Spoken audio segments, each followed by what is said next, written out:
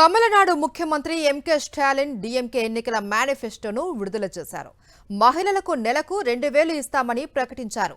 ప్రభుత్వ పాఠశాలల్లో అమలు చేస్తున్న అల్పాహార పథకాన్ని 8వ తరగతి వరకు విస్తరించనున్నారు.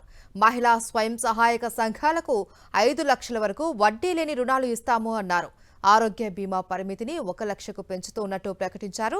విద్యుత్ ఉచిత సరఫరా కొనసాగించడంతో పాటు విద్యార్థులకు ల్యాప్టాప్లు అందిస్తామని హామీ ఇచ్చారు.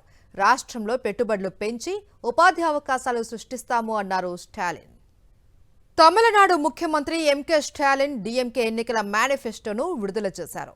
మహిళలకు నెలకు 2000 ఇస్తామని ప్రకటించారు. ప్రభుత్వ పాఠశాలల్లో అమలు చేస్తున్న అల్పాహార పథకాన్ని 8వ తరగతి వరకు విస్తరించనున్నారు.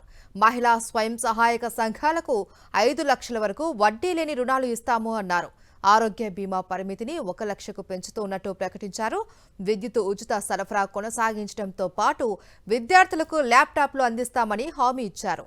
రాష్ట్రంలో పెట్టుబడులు పెంచి ఉపాధి అవకాశాలు సృష్టిస్తాము అన్నారు స్టాలిన్.